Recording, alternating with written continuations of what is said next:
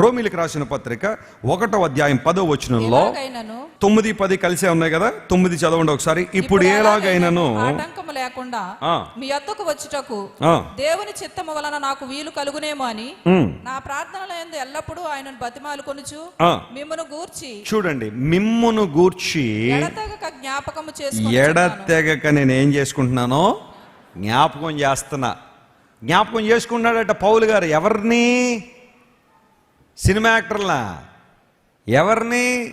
మరొకళ్ళ కాదు, రోమాలో ఉన్న సంఘాన్ని. స్తోత్రం చెప్పండి ఒకసారి, హల్లెలూయా. ఎందుకు రోమాలో ఉన్న సంఘాన్ని దేవుని సేవకుడు జ్ఞాపకం చేసుకున్నాడంటే, ఆ సంఘము శ్రమలకు నిలిచినదై, కష్టానికి నిలిచినదై, ప్రతికూలతలకు నిలిచినదై, పర్సిక్యూషన్కి నిలిచినదై. రోమా అనే పట్టణంలో దేవుని యొక్క సంఘం ప్రారంభించబడ్డమే ఒక అమోఘమైన విషయం. ఎందుకోసం? పూర్వదినాల్లో రోమా ప్రభుత్వం భయంకరమైన విధానాలు కలిగిన ప్రభుత్వం. అది రోమా సంఘం అనేది రోమా ప్రభుత్వం అనేది మొదటి శతాబ్ద కాలంలో మోస్ట్ పవర్ఫుల్ ఎంపైర్. ఆ సామ్రాజ్యాత్ అనేది ఏది చెబితే అది చేసేవారు. రోమన్ చరిత్ర కాలంలో అనేక మంది దుష్ట రాజులు దేవుని బిడ్డలను అత్యంత భయంకరంగా హింసించారు. ఫర్ ఎగ్జాంపుల్, నీరో గురించి ఆలోచన చేస్తే, నీరో అనబడే ఒక వ్యక్తి ఉండేవాడు. అతడు ఎంత భయంకర వ్యక్తి అంటే, ఇంకా అతడు మామూలు దుష్టత్వం కాదు. అతన్ని మచ్చుకు 2 చెప్తాను వినండి. నీరో గొంతుకట గాడిద గొంతుకులా ఉండేదట. చెప్పండి, ఎలా ఉండేది? మాట్లాడితే కేవలం గాడిద మాట్లాడినట్టు, అంత భయంకరంగా ఉండదు వాయిస్. పోనీ అతని వాయిస్ అలా ఉందని ఊరుకునేవాడా? నీరో ఏం చేసేవాడట, తన వాయిస్ అలా ఉందని చెప్పి ఎవరైనా మంచి వాయిస్ ఉంటే వాళ్ళ కంటాలకు వచ్చేవాడట. అంత పైశాచికమైన మాట. ఈరోజు పాటల పోటీలు నిర్వహించబడినని పిలిచేవాడట. రాజుగారు పిలిచారు కదా అని చెప్పి అందరూ వచ్చేసి ఆ రాగంలో ఈ రాగంలో పాటలు పాడితే, నువ్వు చాలా బాగా పాడు, ఇలా వెనక్కి రానేవాడట. ఇంక వెనక్కి వెళ్ళడమే, ఇంక వెళ్ళడం ఏం వచ్చేవాడు. ఎందుకంటే నాకంటే వాయిస్ ఎలా ఉంది, బాగుంది అని. అలా చాలామందిని చంపేసేవాడు అంట. తనకు లేనిది మరొకరికి ఉన్నప్పుడు వాళ్ళని చంపేయడమే నీరో యొక్క ఆలోచన. రోమానగరం పాతదైపోయిందని చెప్పి రోమానగరం తగలబెట్టేస్తాడు. తగలబెట్టిన తర్వాత ఒక చోటకి వెళ్ళి ఫిడేల్ వాయించుకుంటూ ఉంటాడు. ఫిడేల్. అందరూ వెళ్ళి అడుగుతారు, సార్ రోమా తగలబడిపోతుంది, పట్టణం తగలబడిపోతుంటే మీరేంటంటే ఫిడేల్ వాయించుకుంటూ కూర్చున్నారు ఇంత ఆనందంగా అంటే, అప్పుడు చెప్తాడు, తగలబెట్టింది నేను కాదు, క్రైస్తవులు. వాళ్ళు ఈ రోమా నగరాన్ని తగలబెట్టారు, మీకు అవకాశం ఉంటే వాళ్ళ తగలబెట్టేయండి అన్నాడు. తాను చేసిన ఒక భయంకర పాపాన్ని లేదా తప్పిదాన్ని మరొకళ్ళ మీదకి రుద్దేశాడు. ఆ రోజుల్లో భయంకరమైన శ్రమ దేవుని బిడ్డల మీదకి వచ్చింది. కనబడిన వాళ్ళు కలమంటే ఇబ్బంది పెట్టేవారు. ఎందుకు ఈ మాట చెబుతున్నాను తెలుసా? నీరో అంత పైశాచికత్వం. అడాల్ఫ్ హిట్లర్ని నీరోతో పోలుస్తారు. అడాల్ఫ్ హిట్లర్ 1939-45 వరకు జరిగిన ప్రపంచ యుద్ధంలో అతడు చేసిన పనులు 1-2 కాదు, అనేక మందిని ఇబ్బంది పెట్టేశాడు. 60 లక్షల మంది యూదులను గ్యాస్ ఛాంబర్లో పెట్టి చంపేశాడు అడాల్ఫ్ హిట్లర్. నీరోతో పోలిస్తారు అతన్ని. ఇతను నవీన యుగ నీరో అంటారు. అలాంటి భయంకర వ్యక్తులు పరిపాలన చేసిన సామ్రాజ్యం రోమా సామ్రాజ్యం.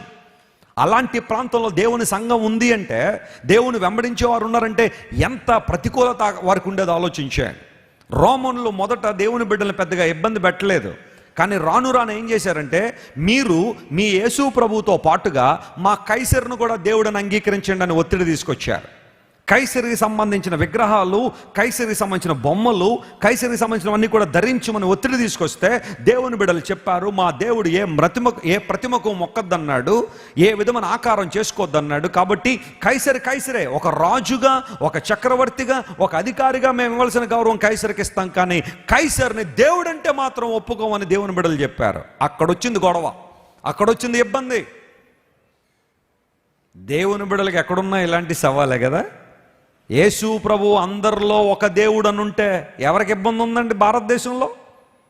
యేసు ప్రభు అందరిలో ఒకడు అనుంటే ఎంతమంది నమ్ముకోవడానికి సిద్ధంగా ఉన్నారో యేసు ప్రభుని. కానీ మరి బైబిల్ అలా చెప్పలేదు కదా. నువ్వు అలా అనేసుకుంటావు అని చెప్పి మేము ఏదో వచ్చింది నోటికి వచ్చింది చెప్పడానికి లేదు కదా. బైబిల్లో ఉంది, నేనే మార్గము, నేనే సత్యము, నేనే జీవమని ప్రభువు చెప్పాడు. దేవుని స్థానాన్ని మరి ఎవ్వరికి ఇవ్వడానికి వీల్లేదో. God is God, that's it.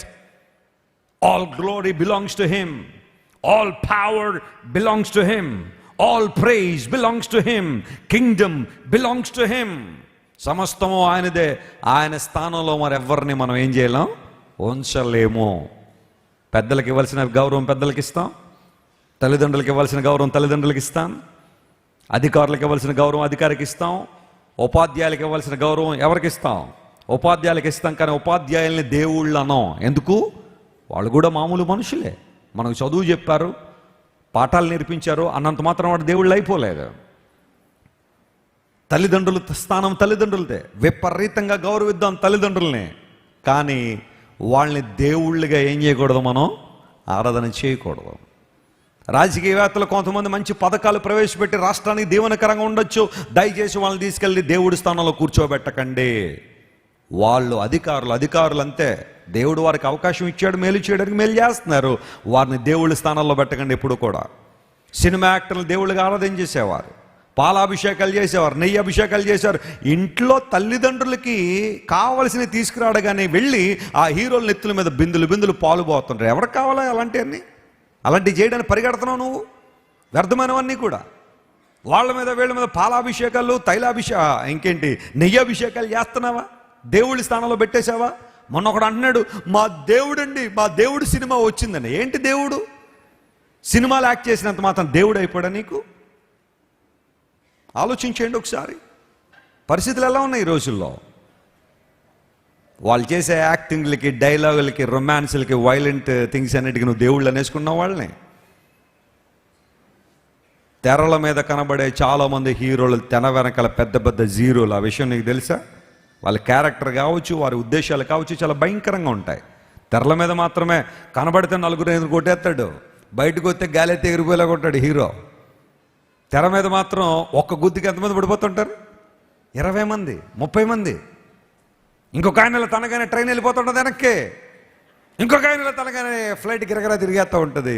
ఏంటంటే రియలిస్టిక్గా ఉన్న పరిస్థితులు ఏమన్నా హీరోయిజం ఎలివేట్ చేయాలని, హీరోగా నిలబెట్టాలని ఇవన్నీ చేస్తావా?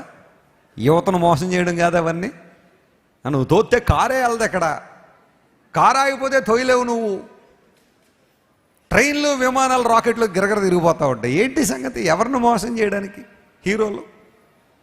మళ్ళీ వాళ్ళందరూ రోడ్ల మీదకి వచ్చి ఏం కొడతా ఉంటారు? తొడలో. ఇది ఎక్కువైపోయింది ఈ రోజుల్లో. ఇక ప్రతి ఒక్కళ్ళు వాళ్ళకి ఏదో తొడన్నట్టుగా కొట్టేయడం. నేను అనుకుంటాను అలాంటి వాళ్ళు తీసుకెళ్ళి సింహబోన్లో పెట్టేయాలా. పెట్టేగానే ఇలా తొడగొట్టుకొని అదనుకుంటుంది, ఓహో ఆ భాగం పీకాలేమో అనుకుని వచ్చేసి ఆ తొడ పీక్కుని వెళ్ళిపో. ఎందుకు అలాంటి అనవసరంగా? నువ్వు ఏదైనా చేస్తే మంచి చేయి, జనాలకి ప్రజలకు ఏమన్నా మేలు చేయగలవచ్చే, అంతేకాని తొడగొడతాం వల్ల ఉపయోగమే ఉంది. ఎవరు నీకు హీరోలు? ఎవరు నీకు దేవుడు? దేవునికి ఇవ్వాల్సిన స్థానం దేవునికి తప్ప మరి ఎవరికి ఇవ్వకూడదు. స్తోత్రం చెప్పాడు. హల్లెలూయా. మన ప్రభు అన్నాడు, నాకు రావలసిన మహిమ మరెవ్వరికి. ఈ విషయంలో మాత్రం దేవుడు చాలా రోషం కలిగి ఉంటాడు. ఈ విషయంలో మాత్రం దేవుడు చాలా రోషం కలిగి ఉంటాడు. ఆయనకి ఇవ్వాల్సిన స్థానము ఆయనకే. అందును బట్టి దేవుని స్థానాన్ని దయచేసి మీ జీవితంలో ఎవరికి ఇవ్వకండి. మనుషుల్ని ప్రేమిద్దాం, అభిమానిద్దాం, ప్రార్థిద్దాం, గౌరవిద్దాం, సన్మానిద్దాం, కానీ దేవుళ్ళ స్థానాల్లో పెట్టేసి దయచేసి పూజా కార్యక్రమాలు నిర్వహించకండి. దేవుడు దేవుడే. ఏ దేవుడైతే సకల చరాచర సృష్టిని సృష్టించాడో ఆ దేవుడు మనిషి కోసం దిగొచ్చి ప్రాణం పెట్టాడు. 3వ రోజున మరణాన్ని జయించి తిరిగి లేచాడు. నేడో రేపో తిరిగి తన సంఘం కోసం రాబోతున్నాడు.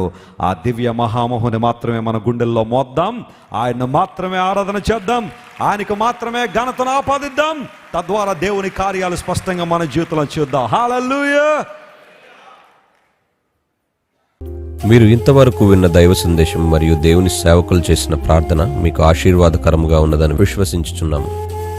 ఈ సందేశాన్ని మీ స్నేహితులకు, బంధువులకు షేర్ చేయండి. మీకు ఏదైనా ప్రార్థన అవసరత ఉన్నచో మా ఫోన్ నంబర్లకు కాల్ చేయండి. దేవుడు మిమ్మల్ని ప్రేరేపిస్తే విశ్వాసంతో సాగుచున్న ఈ పరిచర్యను ప్రోత్సహించండి. మరిన్ని వర్తమానాలు, పాటలు వినుటకు జాన్ వెస్లీ మినిస్ట్రీస్ అను మా యూట్యూబ్ ఛానల్ను సబ్స్క్రైబ్ చేసుకొనండి. ప్రభువైన యేసుక్రీస్తు కృప మీకు తోడైండును గాక.